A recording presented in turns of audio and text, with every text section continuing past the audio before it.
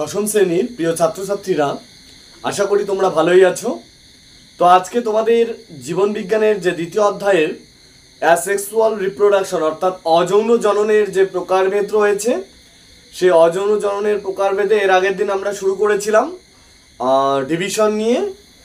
তো আমরা দ্বিবিভাজন, বহু বিভাজন করেছি। আজকে আমরা বাডিং বা কর্কোদ্গম এবং তার সঙ্গে খণ্ডীভবন সেটাও আলোচনা করব। তো প্রথমে আমরা আলোচনা করছি এই বাডিং বা কর্কোদ্গম পদ্ধতি। অর্থাৎ বাডিং বা কর্কোদ্গম পদ্ধতি কি? বাডিং বা কর্কোদ্গম পদ্ধতি হচ্ছে অর্থাৎ বাড বা কোড়ক সৃষ্টির মাধ্যমে জনন সম্পন্ন হবে। অযৌন জনন সম্পন্ন হয় সেটা হচ্ছে বাডিং, বা যেটাকে বলা হয় কর্কোদ্গম পদ্ধতি। তো এই যে কর্কোদ্গম পদ্ধতি বা বাডিং প্রসেসে একটা হচ্ছে তোমার ইস্ট আর একটা হচ্ছে তোমার হাইড্রা। এই দুটি এককোষী প্রাণী বাডিং বা কর্কোদ্গম পদ্ধতিতে কি তৈরি করে? অপত্য অর্থাৎ অযৌন জনন ঘটায়। ঠিক আছে, একটা হচ্ছে ইস্ট, একটা হচ্ছে হাইড্রা। তো প্রিয় ছাত্রছাত্রীরা দেখো যে এই যে বাডিং বা কর্কোদ্গম পদ্ধতি, এই কর্কোদ্গম পদ্ধতি দুটো জীব এই পদ্ধতিতে অযৌন জনন সম্পন্ন করে।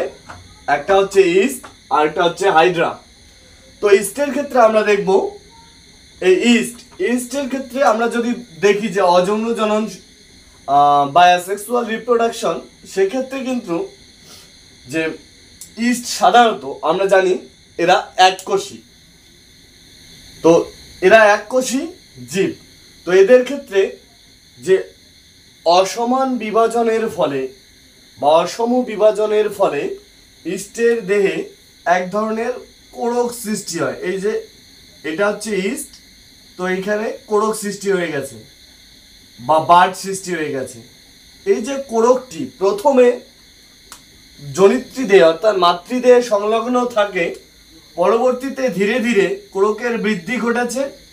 এই ধীরে ধীরে কোড়কের যখন বৃদ্ধি ঘটেছে অর্থাৎ জনিত্রী যে দেহ অর্থাৎ মাতৃদেহ কোষ থেকে, মাতৃদেহ থেকে এটা বিচ্ছিন্ন হয়ে অপত্য ইস্টের গঠন করছে। নেক্সট আমরা দেখব এইখান থেকে নতুন একটা ইস্ট তৈরি হয়ে গেছে, নতুন একটা ইস্ট তৈরি হয়ে যাবে। ওকে, তাহলে আমরা এটা দেখব নতুন একটা ইস্ট তৈরি হয়ে যাবে। তো এই যে প্রসেস বা এই পদ্ধতির মাধ্যমে কি করে ইস্ট অপত্য সৃষ্টি করে, অর্থাৎ অ্যাসেক্সুয়াল রিপ্রোডাকশন ইস্টের মাধ্যমে ঘটে থাকে। তাহলে ইস্টের যে অ্যাসেক্সুয়াল রিপ্রোডাকশন বা অযৌন জনন পদ্ধতি সেটা হচ্ছে কোড়ক সৃষ্টির মাধ্যমে ঘটে থাকে, যার দরুন এই পদ্ধতিকে ইস্টের কর্কোদ্গম পদ্ধতি বলা হয়। ওকে, এরপরে আমরা দেখব হাইড্রা। হাইড্রার ক্ষেত্রে হাইড্রা ঠিক মাতৃদেহ থেকে এই যে বাইরের দিকে যে কোড়কগুলি সৃষ্টি হয়েছে, এই এক একটা কোর্সিকা, এই মুখছিদ্রে এই কোর্সিকাগুলো বেষ্টন করে, মুখছিদ্রকে বেষ্টন করে রয়েছে। দেখো এই যে তোমরা চিত্রে দেখতে পাবে কোর্সিকাগুলো রয়েছে। তো এই কোর্সিকাগুলো অর্থাৎ হাইড্রার এই কোড়ক থেকে যে সৃষ্ট কোর্সিকা, সেই কোর্সিকার থেকে অপত্য হাইড্রার সৃষ্টি হয়, অপত্য হাইড্রার সৃষ্টি হবে।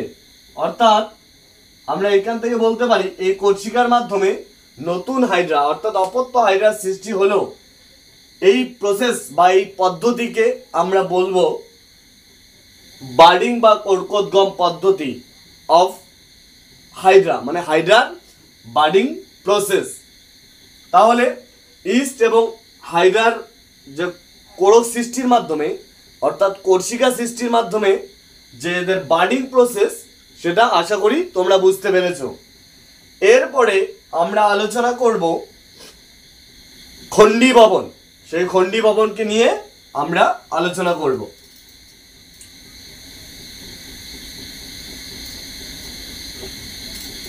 তো খণ্ডী ভবন আমরা দেখতে পাবো, খণ্ডী ভবন অর্থাৎ এটাও এক ধরনের অযৌন জনন। এটা দেখি আমরা,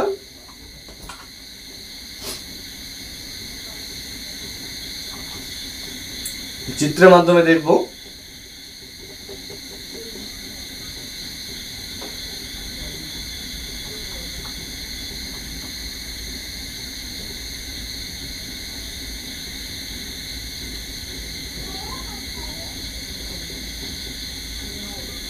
এটা যদি একটা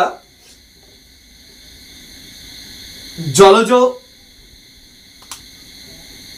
উদ্ভিদ হয়, সরি, এটা যদি আমরা ধরি স্পাইরোগাইরা, তো স্পাইরোগাইরা সাধারণত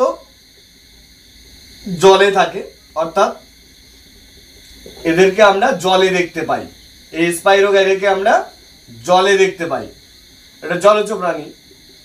তো এই যে স্পাইরোগাইরা, দেখো এইখানে চিত্রের মাধ্যমে বোঝাচ্ছি, যার জন্য আমরা দেখতে পাচ্ছি স্পাইরোগাইরাকে খালি চোখে, কিন্তু এটা হচ্ছে তোমার এই যে স্পাইরোগাইরা এত সূক্ষ্ম সুতোর মতো অংশ, যে জলের মধ্যে কোনো একটা আঘাতজনিত কারণে এদের দেহ যদি ছিটকে যায়, কেটে যায়, তাহলে এই কেটে যাওয়া অংশ থেকে অপত্য স্পাইরোগাইরাস সৃষ্টি হবে। এই প্রসেসটাকে আমরা বলবো, এই প্রসেসকেই আমরা বলি খণ্ডী ভবন, অর্থাৎ দেহ খণ্ড হয়ে অপত্য স্পাইরোগাইরাস সৃষ্টি হচ্ছে। অর্থাৎ যে স্পাইরোগাইরা হচ্ছে এক ধরনের জলজ প্রাণী, তো সেখানে কি হচ্ছে, এই স্পাইরোগাইরা কোনো একটা জলের কোনো একটা আঘাতজনিত কারণে, যেমন নুড়ি, বালি, কাঁকর ইত্যাদির কারণে যদি কোনো একটা অংশে আঘাত পায়, তাহলে এর দেহ খণ্ড হয়ে অর্থাৎ আলাদা হয়ে যায়, যার কারণে সেই আলাদা হয়ে যাওয়া অংশ থেকেই কি হয়, অপত্য স্পাইরোগাইরার সৃষ্টি হয়। এরপরে আমরা জানবো যে পুনরুৎপাদন, অর্থাৎ যে প্ল্যানেরিয়ার মাধ্যমে পুনরুৎপাদন ঘটে। পুনরুৎপাদন পুনরুৎপাদন পুনরুৎপাদন কার মাধ্যমে ঘটে? এই পুনরুৎপাদন আমরা দেখব প্ল্যানেরিয়ার মাধ্যমে ঘটে। প্ল্যানেরিয়া, তো এই যে প্ল্যানেরিয়ার মাধ্যমে পুনরুৎপাদন যে অযৌন জনন পদ্ধতি, সেই পুনরুৎপাদন অযৌন জনন পদ্ধতি ঘটে থাকে, সেটা হচ্ছে প্ল্যানেরিয়ার মাধ্যমে। ওকে, এরপরে আমরা দেখব এই যে প্ল্যানেরিয়া কি করে অ্যাসেক্সুয়াল রিপ্রোডাকশন বা অযৌন জনন সম্পন্ন করে, সেটা আমরা দেখব। যে পুনরুৎপাদন অর্থাৎ পুনরায় উৎপাদন, পুনরুৎপাদন কথা অর্থ কি, পুনরায় উৎপাদিত হবে, ঠিক আছে, পুনরায় উৎপাদন, সেটা হচ্ছে পুনরুৎপাদন। তো আমরা যদি চিত্রের মাধ্যমে দেখি,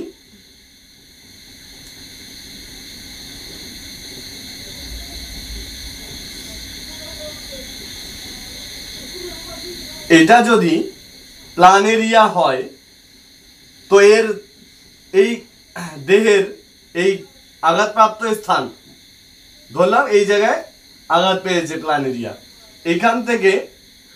এখান থেকে পরবর্তী স্টেপে এই প্ল্যানেরিয়ার আকৃতি ধারণ করবে। অর্থাৎ এই জায়গাটা আঘাত পেলেও, আঘাত পেয়ে খণ্ড খণ্ড হয়ে গেল, যার কারণে এই খণ্ড থেকে আবার নতুন অর্থাৎ অপত্য প্ল্যানেরিয়া জন্ম নিচ্ছে। তো এই জন্য আমরা বলবো যে অযৌন জননের যে পদ্ধতিতে কোনো একটা দেহের অংশ খণ্ড হয়ে গেলে সেই খণ্ডের অংশ থেকে নতুন অর্থাৎ অপত্য প্ল্যানেরিয়ার বা অপত্য জীবের সৃষ্টি হচ্ছে, সেই যে প্রসেস সেটাকে আমরা বলবো পুনরুৎপাদন, অর্থাৎ অযৌন জননের পুনরুৎপাদন পদ্ধতি। ক্লিয়ার? তো প্রিয় ছাত্রছাত্রীরা, আজকের ক্লাস এই পর্যন্ত। তোমাদের ভিডিওটি ভালো লাগলে অবশ্যই লাইক, শেয়ার, কমেন্ট করবে এবং এরপরেই আমরা নিয়ে আসবো অযৌন জননের রেণু উৎপাদন পদ্ধতি, সেটা সম্পর্কে জানবো। তারপরে আমরা একে একে অঙ্গজ জননের যে টাইপসগুলো রয়েছে সেগুলো কৃত্রিম, প্রাকৃতিক এবং অণুবিস্তারণ পদ্ধতি বা মাইক্রোপ্রোপাগেশন পদ্ধতি, সেগুলো সম্পর্কে জানবো। তারপরে আমরা দ্বিনিষেক পদ্ধতিতে আসবো, উদ্ভিদের দ্বিনিষেক পদ্ধতি। তো আজকের ক্লাস এই পর্যন্ত। Thank you.